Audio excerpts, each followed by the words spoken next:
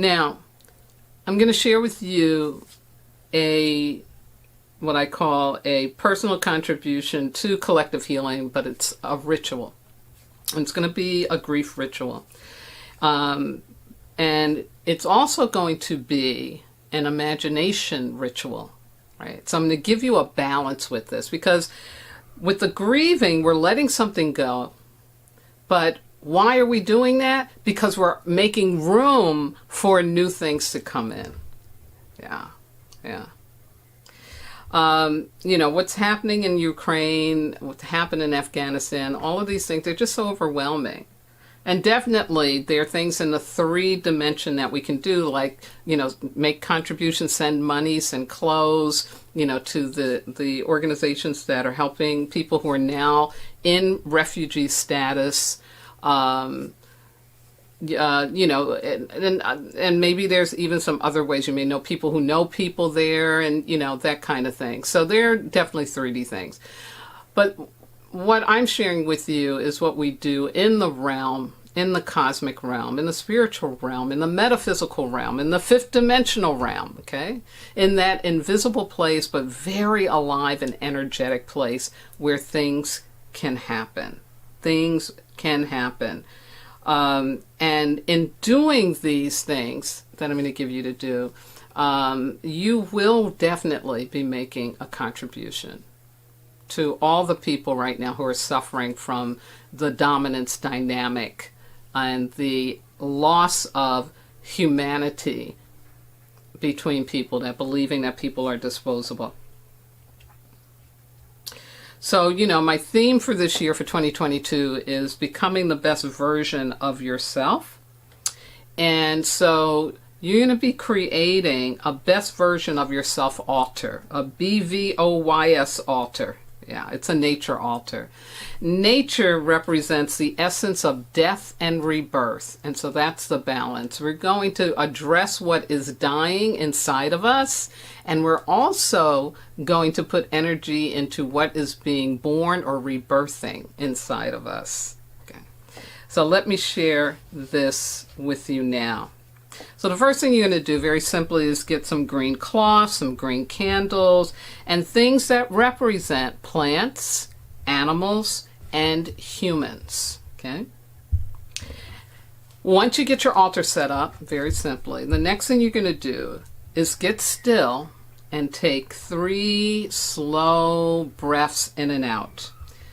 Because you're going to open yourself to becoming conscious of at least 3 things in your inner landscape, 3 things about yourself that have died and are no longer nourishing you. For example, it can be a belief system. I have a high tolerance for pain. Like, who wants to hold on to that? Because you know what you're asking for, right? Yeah, you're asking for pain. It may be a thought about, I have to always win. I have to always be right. I have to always know, all that control drama stuff. If that's in you, yeah, it really is not, it's not going to be able to work in the 21st century, in the age of Aquarius. It's really not. No. Also, any negative belief that you have going on about yourself, I can never, I won't, I can't, all of that. You may have some things dying in you in terms of how you are attached to the pain in your childhood. Okay? You may still be living out of that pain, but you're not a child anymore, right? So that stuff is really dead, but we'll keep trying to live out of it, okay? And that's what will keep us being a victim to life.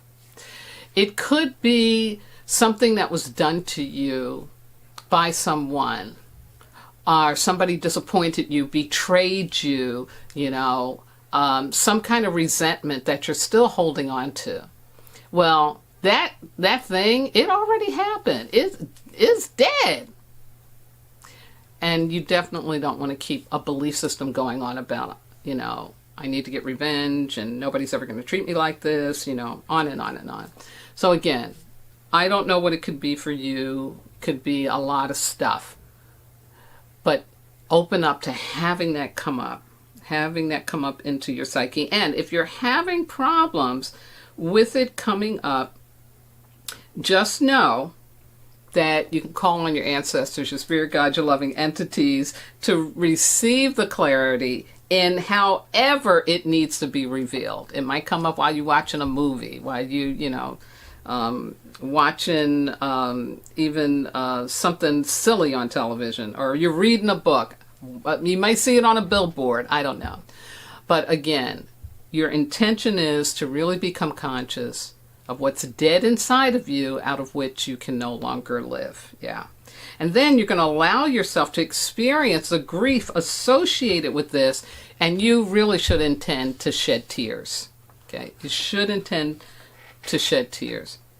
Now, once you've identified what is dead, you're going to find 3 organic, non-plastic items that are going to be representative of that for you. So for example, you can use plants, you can use food, you can use flowers, you can use bones, shells, stones, cotton cloth, or figurines made with cotton or wool, and pictures and drawings.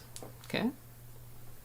But what you're going to do is you're getting these symbols of what has died in you, and be creative with it. Just don't want no plastic, because these things you're going to be offering up. And so you don't want plastic or any toxic material. You want it all organic. And this will symbolize what has died. And then you're going to place them on your nature altar, your best version of yourself altar, in a sacred manner, asking your God, your ancestors, your angels, all of them, whoever, to guide and support you, okay? And of course, remember to give thanks. Now, you're going to let these items, they're going to sit on your altar overnight or up to 9 days, after which you will put them into a beautiful bundle and release them out in nature. You can bury them in the ground, you can place them in the hollow of a tree, you can offer them to a natural body of water, or if you want to get really radical, you can burn them. Take them to the fire and burn them. Yeah. Now, after the grieving and releasing ritual is completed, give yourself time to consciously experience your rewiring process. Yeah, because it's going to happen. You're going to have some physical evidence that you've shed the dead inside of you. Now, you can find more details about this in the 5 chapters in my book, chapters 16 to 20, where I provide that guidance on post-ritual self-care. Okay? But expect revelations and salvation and more wonderful stuff than I can even tell you at this time. Yeah. Now, the next thing, when you're ready, you're going to get still again. Again, take in those 3 slow, long, deep breaths in and out, and you're going to open yourself to becoming conscious of at least 3 things in your inner landscape, things about yourself that are being born and or rebirthed. Yes. And deeply connected. These things are to be deeply connected to your gifts, your talents, and your genius. Yes. Now, again, if it doesn't come right away, set the intention for the help from your ancestors and spirit guides to receive that clarity, again, however it needs to be revealed. Now, allow yourself to experience remembering and intend to feel excited and open to receiving. Yeah. Of course, once again, you will find organic items that represent what is birthing and growing inside of you. This time you'll intend to keep these items on your altar, on your best version of yourself altar, for a 9-month gestation period. Yeah. Now, some of these things may come to fruition sooner than 9 months, and each time your dream manifests, you'll take what represented it, bundle it beautifully, and you're going to offer it to the earth with gratitude. Yes. Because in this faith gesture, you are planting it to become something even more than what you imagined. Yes, yes, yes. Absolutely, absolutely wonderful. Now, For those of you who've never worked with me before, you may be saying like, okay, yeah, you know, that's nice and fine, but you know, folks are dying and it's really bad, and you know, what does this have to do with anything? This has to do with everything, because the reality is that how the universe works is that everything is vibrational. It's energetic. Vladimir Putin and other people who are, you know, into oppression and dominance dynamics are people who are playing out a role for us in humanity. And yes, Putin definitely had adverse childhood experiences. He went through rat trauma, you know. I mean, it was bad because he grew up after post-war Russia. And it was not good. It was not nice. And so his heart got shut down. And he became head of the KGB. His heart really be shut down, right? So again, we're dealing with somebody here who's not so much a monster naturally. No, it's about life events that happen to them. And so this energetic that he is, okay, is all about the fear. And if we give our power over to that, if we give our thoughts over to that, instead of really seeing how he's this little boy who didn't get the loving support validation that he needed so his heart could stay open, okay? So we have to keep our hearts open. If we shut down our hearts, if we stay in the fear and the anger and all of that, we're just feeding his crazy energy. We're just feeding it. So this suggestion I gave to you about acknowledging grief, you know, like we need to grieve. We need to be feeling what's going on, and that you actually get to then do something with your hands, you know, with your energy to shift up something in you. Because really, you're the only one that you can change. Well, I can't change Vladimir Putin. You know, that's a sacred contract that he got between him and God. I can't do nothing with that. But I can shift up the energy in myself.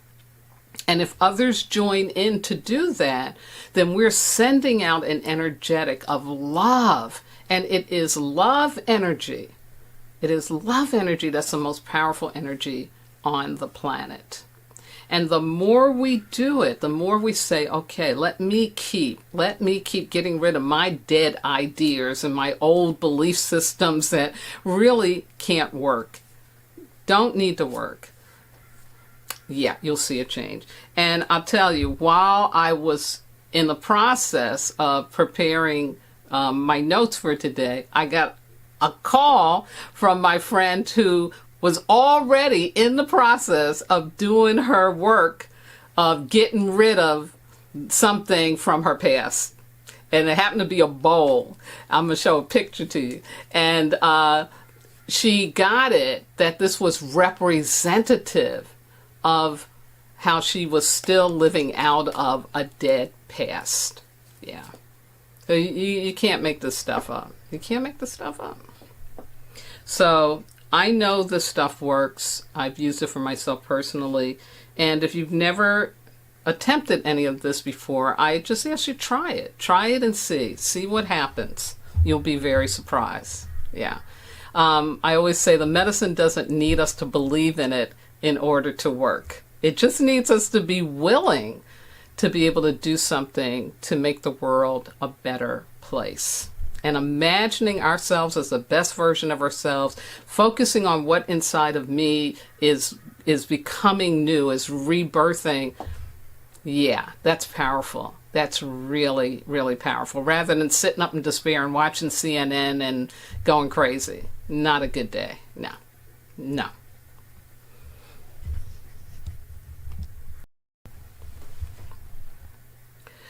So, I hope that you're able to join me in this important spiritual work, this cosmic work, to respond to this cosmic wake-up call that we are being given as humans. Again, you don't have to do exactly what I say or what I do. I'm just giving you some guidance, but definitely do something on yourself. See what's happening in the world right now as a call from a greater order and direction from the mystery we call God, saying to you, I need you to grow. I need you to go forward. I need you to shift up. And the way you do that is that you got to grieve. You got to let go of what is dead inside of you, what you've been holding on to, and open yourself up consciously to the new that is wanting to birth in you, that wants to become you. And use that imagination, because if you can imagine it, yeah, it's going to happen. Going to happen. My Sarah saying for tonight comes from Francis of Assisi. And St. Francis said, start by doing what is necessary, then do what is possible. And suddenly you're doing the impossible. Yeah, great quote, Ashe, for tonight. Thank you, Sarah, for that. So as always, I'm going to close out my broadcast by thanking my wonderful engineer, Miss Yvette Parker, who has a birthday coming up in 2 days. Happy birthday to you. Happy birthday, Yvette. She's also in the Pisces Club. And to the entire Black Hole Radio Be Well family, thank you for giving me platform, supporting my spills, and supporting the work that I do in the world. I next want to shout out to all my regular listeners out there and those of you who have Wisdom Walk with me, and you know who you are, to my family on both coasts and in the middle of the country, and my spiritual kin everywhere, my transformational leadership colleagues, my medicine brothers and sisters around the world, and those who are listening or watching in for the first time. Thank you. Big thank you. I couldn't do this without your interest, your patience, and your willingness to receive my spills. Ashe. And last but not least, I want to thank my God, my ancestors, my spirit guides, loving entities, everything that walks with me, keeps my head to the sky, my feet to the ground, and my heart open to do this important work with and for all of you. Now, please have a healthy and safe Earth and Fire Weeks coming up, receiving support and being in your truth. Now, continue to wear your mask, and I don't give up what the CDC, the BDC, the MIC, anybody says about not wearing a mask inside. Look, this is science. It's a microorganism. So if you're somebody like me who really don't want COVID coming to you, keep your mask on. Keep your mask on. And if you have a problem with masks, you got to strengthen your immune system. That's the other thing to do. And shiitake mushrooms are really good. You got to saute them. Don't eat them raw. You got to saute them. But there's other wonderful products out there. Learn about it. Find out. But strengthen your immune system if you're not going to wear a mask. I do both. I wear a mask. I'm strengthening my immune system. And practice safe relating. Wash those hands frequently. Avoid perceived safety, and please embrace the science safety. We're not back in the 1400s, y'all, when they didn't understand what the plague was about. We do understand, okay? And variants are not gone yet. The variants are still floating around. And most importantly, please do remember you, as a human being, are not disposable because you are divine. Good night now.